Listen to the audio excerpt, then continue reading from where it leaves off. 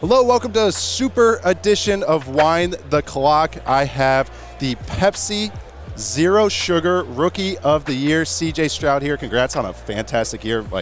Enjoyed every single throw. I think every week there's about a half dozen plays I would tweet because it was just phenomenal. We're going to go over a couple of them today, but how's it feel to win Rookie of the Year and everything that happened this season? It's amazing. You know, it's a lot of hard work that gets put in from August of 2023, from fall camp to my college season, going straight into combine work, pro day, and then getting drafted, going to rookie OTAs, all the way to OTAs to training camp, then you play a whole season. So definitely been the longest year of my life, but I'm super blessed to be able to, be Pepsi Rookie of the Year, and I'm super honored to be on a great list with such great rookies. I think it's one of the best rookie classes we had in a long, long time, and I just really appreciate all the fans voting for me and things like that. That's awesome. It was so well deserved, and I'm sure going from playoff to playoff, college football playoff to the NFL playoffs, that's a long haul, and that's why everyone always asks, why did they hit a rookie wall? It's just everything you laid out is exactly why. Yes, sir. So I'm going to go over two plays here, and one of them is a two-man play, or a play against two-man, I should say, against the Titans.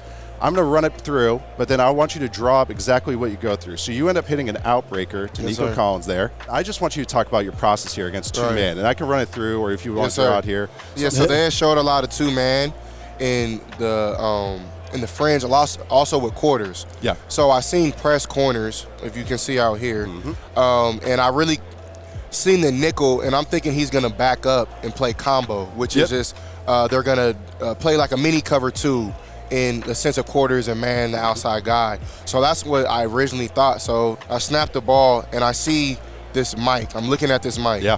And I also see this backside wheel kind of cross cut. So I'm thinking it's some type of man at this point, but I couldn't tell which type of man. I didn't know if he would have dropped in and played lurk or if he could have dropped in and played lurk. So I really had to see it true so that's and one through. robber. Lurk is one robber. Exactly. We always talk about. That's how we call it. Okay, yeah, I know. So we have to translate. Yes, it's like Spanglish every time. And so I see this front side might go, this backside will go, and the shell didn't really change. And it's hard to see all this at once, so it's kind of like I'm seeing it in segments. You don't say. Right. And then I see this front side mic jump really hard inside. So when he jumps hard inside, I'm like, okay, I probably have two man here. So my read was one to this back to Dalton on this inside mini glance, as you can say, and then I have a now route as number two coming by Rob, and then a China for late. And down here, D'Amico isn't against going for a first down, so really right here I'm looking for a completion. Okay. We're about second, I think, and 9. Third and 9. Yep. And so I see the two man, he jumps inside. So this is a backside one-on-one yes no. So this really honestly isn't supposed to happen, but since I kind of sense two-man, I know that at an outbreaker against two-man, we want these outbreakers going against inside leverage, hard inside leverage. Nico does a good job at the top of his route, at the beginning of his route, stemming inside a little bit, getting him to stop his feet, and then taking off with vertical speed and breaking off, which he does very well to be a big human. And I just try to give him a chance and put on the sideline. Great protection up front. My guys held on just as long enough for me to get the ball out and, first down Texans. No, that was fantastic. And that's what you said. It's not the natural progression on that. And that's why when I watched that, I was like, how did you get there? Because I'm going to show real quick. And CJ, that was fantastic breaking down. But just even see here, you see CJ's eyes. The front side mic.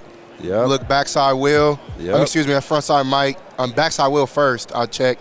Look to this front side mic. No one would know the difference. Yeah, right. Okay. And then he jumps inside, heavy inside. I'm like, okay, I probably have two man here. So not really the exact read, but players make plays, and you got to go out there and make plays. I'm so glad we got to break that down because that's been on my mind for a few weeks now. Because I'm like, how the hell did you actually get to that? Yes, so I'm going to show a blitz play against the Cardinals here, and you kind of were like, hey, this is kind of similar, a little read on it. So this is a blitz against the Cardinals. Yeah. So right here, they're trying to bluff, and we went tempo, so we weren't honest. We honestly weren't lined up right at first, and I knew something was up because they're in this weird 4 down, 5 down tricky thing with they have this mic.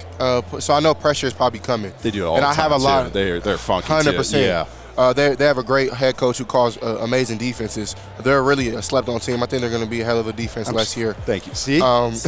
See? I keep saying I'm especially with Buddha the Cardinals, and Thompson, 34, they're great players. Yeah. And so Buddha runs away. And I know Buddha's not really a man guy. So I'm like, okay, something's up. So I have a lot of great hot answers here. So we're in a scat protection, so we're sliding protection. 5-man, 2 scat. So on my slide side, we're sliding 3 here.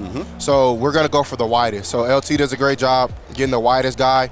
Titus does a good job pushing to the second widest. And I know I'm hot if they bring 2 to the slide. So they brought 2 to the slide. As people would say, you should probably hit this Q. We call this a Q by Tank Dale, who does a good job just giving me eyes. But I know I see this front side mic push out, and I know, okay, I have a window with this glance route, and my eyes kind of got me home to where I'm keeping the safety kind of mid, and he ended up pushing the Tank, knowing that that's the issue in the defense. So I hit Dalton on this glance in a fire zone, and honestly, I thought it was a bad ball. I got mic'd up this game. You can tell.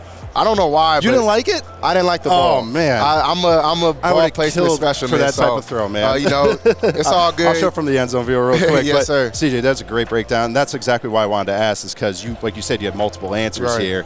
I thought you got to the 301 answer here, getting to the glance, because what do you say? Usually replace the pressure. Exactly. Replace the pressure. 100%. Throw that just like in a trap, in basketball. So you can just even see CJ here with your little token hook shots that you throw. And I love those. But I thought this ball placement was fantastic because you're saving him a hit. And I think that counted as a score, right? Because you slid right in.